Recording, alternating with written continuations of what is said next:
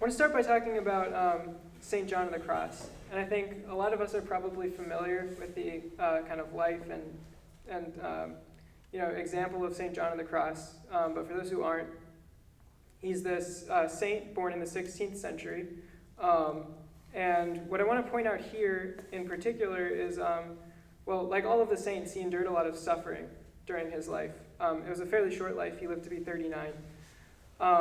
At this time, the Protestant Reformation, it's during the middle of the 1500s, the Protestant Reformation is in full swing in other parts of Europe.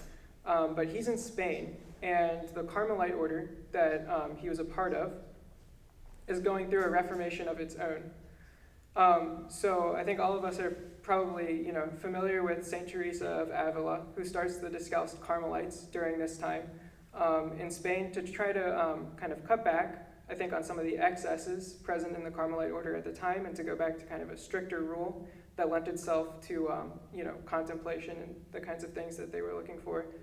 And St. John of the Cross, of course, joins St. Teresa in this mission as this great confessor and as this kind of principal member of the Discalced Carmelite order.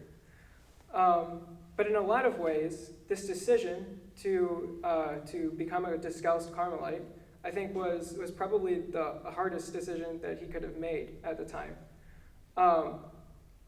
As a direct result of this choice, he ends up getting kidnapped, actually multiple times, by the Carmelites. So he gets kidnapped by the conventional Carmelite order and thrown into this Carmelite prison, essentially. So for a period of 3 years in the 16th century, he spends time in Toledo in prison, braving the elements, the cold winters and the blazing summers, experiencing this terrible lighting and scarce food and just all the trials and all the suffering of this prison in Toledo. I just think it's kind of striking that, it's a religious order and he's being thrown in prison by them. But it's a different time, I guess. So it was also kind of amidst these great sufferings, while he was spending this time in prison, that he wrote some of the most beautiful poetry and some of the most powerful and really just enlightening poetry in really probably the history of the church, or at least the Western church. One of the poems that he wrote during this time, or part of it, he wrote part of The Dark Night of the Soul. And The Dark Night of the Soul, for those who are familiar, is kind of this poem and then a kind of theological treatise that follows the poem, which just goes over this night of purgation that people on the road to this union with God experience, this kind of night of desolation. So both he's experiencing the suffering in prison and the topic of the poem is very much a topic of like a serious kind of desolation and isolation that he's talking about going through. But he opens The Dark Night of the Soul like this. He says, on a dark night, kindled in love with yearnings, oh happy chance, I went forth without being observed, my house being now at rest. In darkness and secure, by the secret ladder disguised, oh happy chance, in darkness and in concealment, my house being now at rest. In the happy night in secret, when none saw me, nor I beheld aught, without light or guide, save that which burns in my heart. So what I really want to note here is this kind of happiness that he talks about, right? Because he actually uses that word 3 times in those 3 stanzas, happy. It seems striking in that insofar as it really contrasts both with St. John of the Cross's situation at the time, suffering through these trials in prison, and also kind of the subject matter of the poem, right? So he says twice that this being drawn into the dark night is this happy chance, oh happy chance, right? And then he even calls the dark night that he's being drawn into the happy night. Right, so I think that the life of St. John of the Cross exemplifies 2 things. coexisting, which to us can probably seem to contrast, and that's suffering and happiness. Because in our lives as Catholics, especially kind of steeped in this secular culture that seems to disproportionately value autonomy and material goods, and just kind of wealth and material well-being, the ability for suffering and happiness to coexist in any sense can seem incomprehensible, or at least I think it can to me. And I've found, at least in spite of my own best efforts, it's really easy to fall into this pattern of viewing the moral life as this series of obligations and prohibitions, as kind of this external rule that's kind of placed upon our shoulders, that we're forced to follow in spite of what seems like it would make us happy if otherwise. Of course, we believe by faith that our happiness is finally secured in heaven, in union with God, and that if we suffer through the trials of earth, that will be rewarded later, right? So that's kind of a whole large part of our faith. But it's a lot more difficult, I think, in just the day-to-day grind to see that our greatest happiness, even here on earth, in our pilgrim state, our genuine happiness is still found in pursuing the life of virtue, and in pursuing a life that is over the course of it more and more ordered towards God. Instead, it often seems like we're forced to choose between our pleasure and our goodness, right? As if the moral life consists in just slavishly deferring our satisfaction until our life is over, just constantly pushing it off. So tonight I want to talk about why we should, refine that view a little bit about the pursuit of perfection. And I think instead, what I want to get at is that we ought to view the moral life that Christ gives us through the church and that he asks us to pursue. We should view this moral life as a great gift that he's given us, and one that, in fact, can't conflict with our happiness, and is really the only way to secure our happiness. So the first place that we can start, I'll be throwing around the word happiness a lot. So we can start by discussing, what is happiness and how is it attained? So kind of happiness seems to be a major preoccupation of ancient philosophers, especially. I think you get accounts of what happiness is in Plato and Aristotle, and of course the Stoics have their own version, the Epicureans, whatever. There's all these different schools of ancient philosophy that have different ideas about what happiness is and what it consists in. And for them, this question of happiness is inextricably wrapped up in the question of what constitutes a good life, right? At least that's the case for Aristotle. So there's this notion that when we know what makes us happy, then we know how to act so as to attain that good. So if I know that virtue makes me happy, I know that then I would need to act so as to become more virtuous in order to be happy. And so in that way, the question of happiness very much is wrapped up in the question of what would make for a good life, like how to lead a good life. But I think that we can kind of contrast that with how we tend to use the word happiness in modern times. Because in its modern use, happiness tends to be reduced to kind of a subjective psychological state, right? It's very much wrapped up in my emotive state. And I think it can tend to be something equivalent to pleasantness or comfort or delight, but it's very much kind of subjectivized in that sense. So I think one area that I want to point out, just to kind of help to define things here, where you can kind of see this modern notion of happiness being used and exemplified, is this study that is conducted by the UN every year. And so what the UN is trying to do with this study is quantify the happiness levels of different countries and then rank them. And so they like bundle this all together into this thing, and they call it the World Happiness Report. And then they rank the happiness of these different countries based off of these kind of these metrics so that they use to quantify. So I think essentially what they do is they send out like a survey to the citizens of these countries, or a select number of citizens, and it's like a subjective survey, like on a scale of 1 to 10, how satisfied are you with your life? And then they also kind of bundle in with that things like levels of wealth, individual wealth, and health span.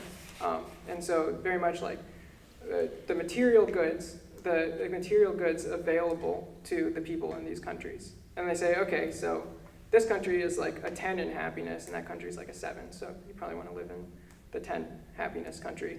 And what they usually find is that Scandinavian countries like Finland and Sweden and Denmark are the happiest countries, which I think is kind of striking right off the bat, because these are also tend to be the most irreligious countries, right? Kind of, even morally corrupt in some areas. Like some of these countries have eliminated Down syndrome by like eugenic use of abortion, right? And so I think it's kind of should strike us as odd or kind of problematic that this kind of modern definition of happiness shows that these kind of countries which have shed religion seem to be happier. And I think a big part of that is the metrics that we're using, right? Because these metrics have to do with very much wrapped up in like the material goods, right? Like wealth and health span.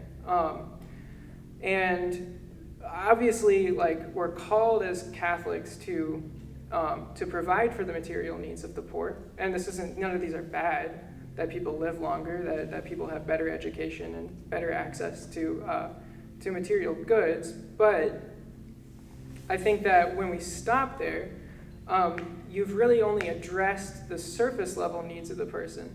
And insofar as we seek our happiness, it seems like you really haven't gotten at what happiness consists in by just measuring these material goods. Augustine says in his Confessions, man himself is a great deep. The hairs on his head are more readily numbered than are his affections and the movements of his heart. Right? So there's something that, there's this deep needed desire this deep desire that we experience.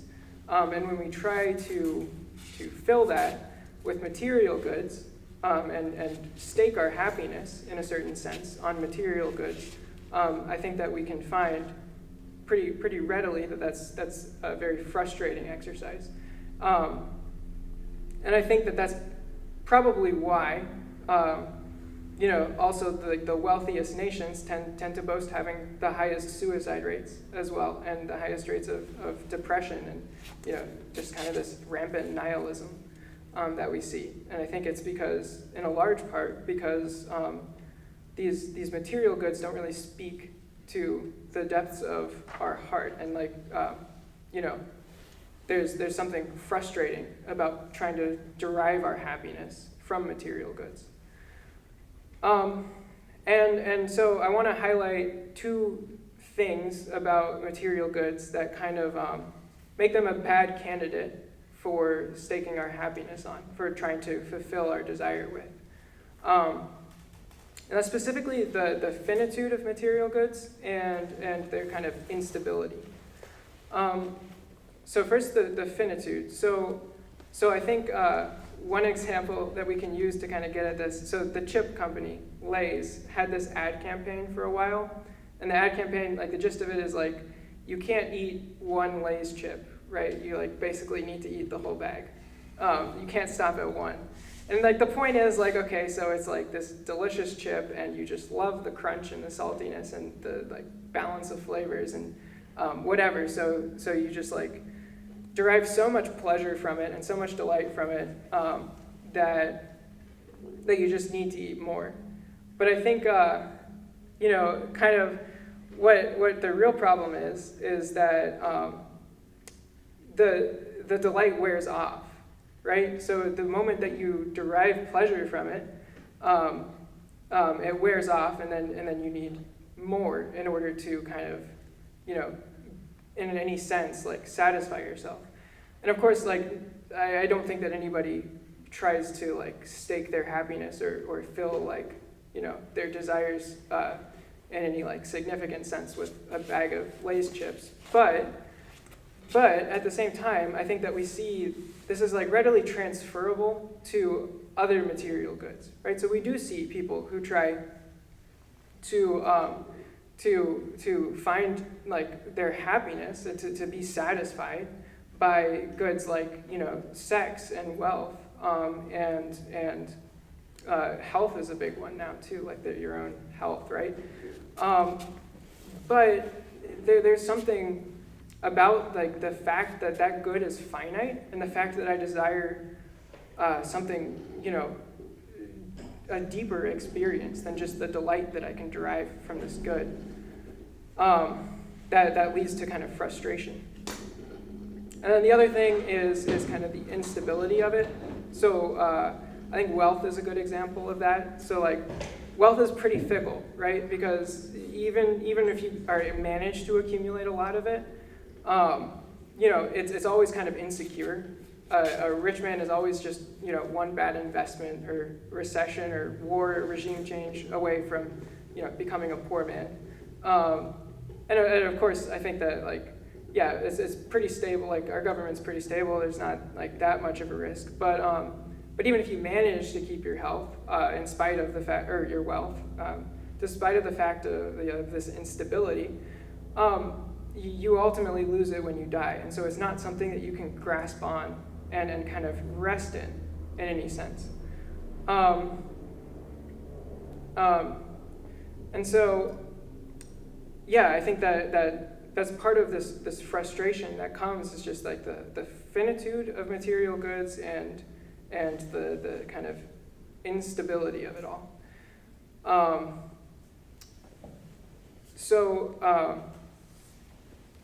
We could also say that maybe if it's not like material goods that we derive our happiness from, maybe it's a spiritual good like a human friendship or our own virtue, right? And so there's definitely, those have their own schools as well. But even if we stop there and just say, okay, I'm going to be happy if I have these like genuine experiences of friendship and the delight of friends, or achieve some level of my own virtuousness, still that's not capable of really facilitating our happiness ultimately. And this is something that Augustine gets at in his Confessions. So in one passage, he talks about a friend that he has before he converts to Catholicism, and this friend that he has dies. And amidst kind of the discussion of his sorrow over the death of his friend, Augustine says this, and I think it's really striking. Every soul is wretched that is fettered up in the friendship of mortal things. It is torn to pieces when it loses them, and then it realizes the misery which it had even before it lost them. Right, so in a sense, I think what he's getting at there is that, especially after original sin, this kind of disorder that sets in our soul, like in our this kind of disorder in our all of our appetites, our will, and our intellect. I think that the kind of stain has made us, in a certain sense, wretched and disordered. We're no longer directed towards God in the way that we once were. And so what he's getting at there is that when we try to find happiness in these perishable goods, these finite and these unstable goods, then for a time we might be distracted from this wretchedness. But the moment that we lose them, the moment that we find that they can't fulfill the desire that we expected them to fulfill, we only find that we are still kind of wallowing in this wretchedness, right? And so we're kind of, in society, we're kind of tossed about by these kind of violent waves of desire. And we jump from good to good, expecting, maybe if this good doesn't do it for me, doesn't satisfy me, then I'll go to another one, right? And so you move, for example, from gluttony, and once that fails, then you go to lust, and then once that fails, inordinate love for money. And maybe even if you rise from those lower appetites, maybe you come to view like honor or legacy or fame or popularity as something that you can derive satisfaction from. But even in this, you're ultimately going to be dissatisfied if it fails to be directed towards union with an everlasting and stable good, right? So that points us towards God. So that's something that like this dissatisfaction, I think, can teach us. Is that we're made for something more, right? That there's kind of this hole that can't be filled by any finite material good. And in this sense, it's not like a philosophical proof for the existence of God, but I think we can kind of intuitively know of our need for God as he draws us to himself amidst this kind of wandering and insecurity that we experience trying to stake our happiness on material goods. And that kind of is what St. John Paul II gets at in one of his encyclicals entitled Redemptor Amidst. He has this quote, and I think it's really beautiful. So he kind of describes the phenomenon like this: the man who wishes to understand himself thoroughly, and not just in accordance with the immediate, partial, often superficial, and even illusory standards and measures of his being, must with his unrest, uncertainty, and even his weakness and sinfulness, with his life and death draw near to Christ. He must, so to speak, enter him with his own self. He must appropriate and assimilate the whole of the reality of the incarnation and redemption in order to find himself. Right? So I think insofar as we measure ourselves, insofar as we kind of seek our satisfaction and measure ourselves by these as St. John Paul II puts it, these partial, superficial, and illusory standards, right, of whatever it is, wealth or pleasure or popularity or what have you, we're going to constantly experience this unrest and this kind of uncertainty that St. John Paul II is speaking of here. And then I think that's kind of Augustine's point in the Confessions, and I'm sure most of us has probably heard this quote thrown around 1,000 times. He says, "Thou hast made us for thyself, O Lord, and our heart is restless until it finds its rest in thee." And it's a really beautiful quote. I think it's important to note that St. Augustine didn't kind of come to this conclusion by just like sitting behind a desk in a dark room, like thinking about it. He comes to this conclusion by his own experience. So in the Confessions, he kind of details this misguided life that he leads before his conversion to Catholicism.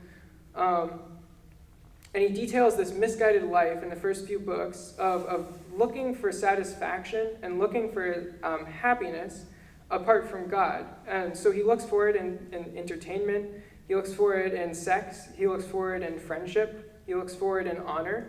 Eventually he even goes on to look for it in religion. So he kind of adopts this heresy called Manichaeanism, and he kind of lives in that for a while, but he still finds it dissatisfying. But it's ultimately only after he turns to Christ and learns to stake his happiness and to find his satisfaction on following Christ that he comes to this conclusion that union with God is the only salve for man's restlessness, right? That our hearts are restless until they find their rest in thee. And at this point, I think we can go back to that first way of framing the moral life as, as this kind of deferring of satisfaction until after we die. Because we can say, okay, so if happiness is ultimately found in union with God, and we can't find it in material goods in any kind of ultimate or genuine way, and this union with God is really only secured in heaven, then it still seems like our happiness is deferred until heaven. And so, in a sense, that's the case, right? There's kind of like a not yet aspect of the moral life on earth, where we're not united with God in the way that we hope to be in heaven. But it's not the whole picture, because even in our pilgrim state, we're being drawn into deeper union with Christ, and this union is precisely being affected by maturing in the moral life. And it's a union that's making us more like Christ. Because in a certain sense, like, our intellectual knowledge of God is very limited in this life. We don't get to see the divine essence, and so we don't really grasp God completely with our intellects. But our desire for him is really only bound by our own sinfulness and our own disorder, right? So even though final happiness is secured in heaven, the moral life on earth still exists to deepen our capacity to love God, and I think that we can hope, and I think that God tells us, that there's really not any crevice in our soul that he's going to fail to fill. So this moral life is founded on obedience to Christ. Christ reveals the love that God has for us, in that while we were sinners, he died for us. Yet the revelation of Christ demands a response from us. Christ commands us to act on this love that he extends to us, but he precisely commands that so that he can take a deeper hold of our souls, and so that he can root out whatever stands in the way of this love, and so that he can make us more like unto himself. Thus, the moral life, in all of its sufferings and in all of its crosses, is really the only life that a human being can pursue if he desires genuine happiness. And of course, obedience to Christ is at the heart of the moral life. And I think it's important to say that this obedience doesn't in any way undermine our freedom. It secures it, right? Because I think that in modern society, especially, we're kind of presented with this notion of freedom that's tied up, in a sense, in individual liberty. It's basically a freedom to desire and to possess as many particular goods as possible in as short a span of time as possible. But it's not a freedom to possess the good, to possess God when he presents himself to us and as he presents himself to us. St. John Paul II reminds us in Veritatis Splendor that this false sense of freedom leads us to, this is a quote, the distressing perplexity of a man who often no longer knows who he is, whence he comes, and where he's going. And then he provides, in kind of contradistinction to this false sense of freedom, St. John Paul II reminds us that the crucified Christ reveals the authentic meaning of freedom. He lives it fully in the total gift of himself and calls his disciples to share in this freedom. So it's out of love for God and for ourselves and for our neighbors that we're called to cultivate this moral life and to grow in maturity in this moral life, conforming all the while with the deeds of Christ and being made more Christ-like. And it's through this cultivation of the moral life that our true freedom is realized. And so now we can kind of ask, what does cultivating such a life entail? And there, my own kind of immaturity, I'm kind of a fledgling at that, so I don't really have all that great advice. But one thing I think that's helpful for me when thinking about, in the day-to-day grind, trying to act for the good and avoid the evil. One thing that's helpful is to kind of always keep in the front of my mind that the foundation of the moral life is faith. And specifically this faith that Christ's desires are good in every decision that we make. And even if we're kind of, prompted by our conscience or commanded explicitly by the church or what have you, to go against something that seems pleasurable in a given moment, it's really only due to our misunderstanding of what our pleasure and especially what our happiness consists in. And it's certainly not a failure at all on God's part to take into account our happiness. Because God knows what's going to make us happy in this life. And of course, he knows what's going to make us happy in the next. And the answer to both of those is deeper union with him. St. John Henry Newman puts this faith, kind of talks about this faith a little bit. And I think that this quote is really beautiful. He says, "I will trust God. Whatever, wherever I am, I can never be thrown away. If I'm in sickness, my sickness may serve him. In perplexity, my perplexity may serve him. If I'm in sorrow, my sorrow may serve him. My sickness or perplexity or sorrow may be necessary causes of some great end which is quite beyond us. He does nothing in vain. He may prolong my life. He may shorten it. He knows what he's about. He may take away my friends. He may throw me among strangers. He may make me feel desolate, make my spirit sink, hide the future from me. Still, he knows what he's about." Right? And so I find that kind of really comforting. He knows what he's about, right? And he desires for us our greatest happiness.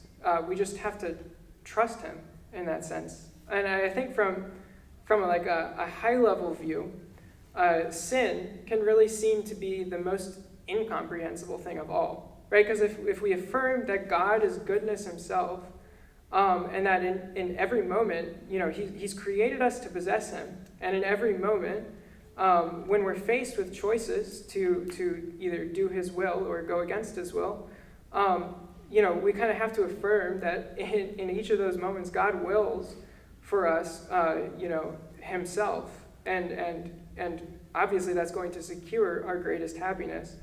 So when you choose to go against the will of God, right, when we sin, we're really saying no to our own happiness. Which is kind of unthinkable in a sense. Obviously, like in the concrete situations, it's hard, but the first principles are good to go back to sometimes. So the moral life is really founded on this trust that God desires what's best for us, and of course, this trust itself is a gift from God, right? We don't merit faith; He gives it to us freely, and He won it for us on the cross. And as long as we're in our pilgrim state, as long as we're striving for union with God in heaven, we're going to require faith, right? That's just inevitable. But even while this is the case, I think it's fair to say that as we grow in maturity in the moral life, and as we kind of change, our character in that sense, kind of the ease of choosing the good and avoiding evil is going to kind of grow with our maturity, right? So it's not something that we're fated to always, have to grind away at the moral life, right? I think that as we mature, we kind of become habituated to choosing the good. So we can certainly hope for this maturity and pray for this maturity. I'm not there yet.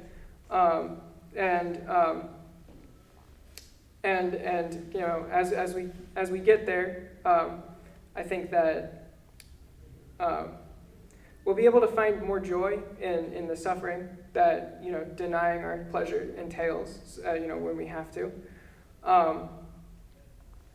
and so we can certainly hope and pray that we get there. But even while we await that maturity, I think that we have to pray now for a deeper trust in God at every moment, for a deeper faith that He desires what's good for us, and a trust that basically, as long as He teaches us to more deeply desire Himself, as long as He teaches us to grow in this maturity and to kind of expand our capacity to love Him,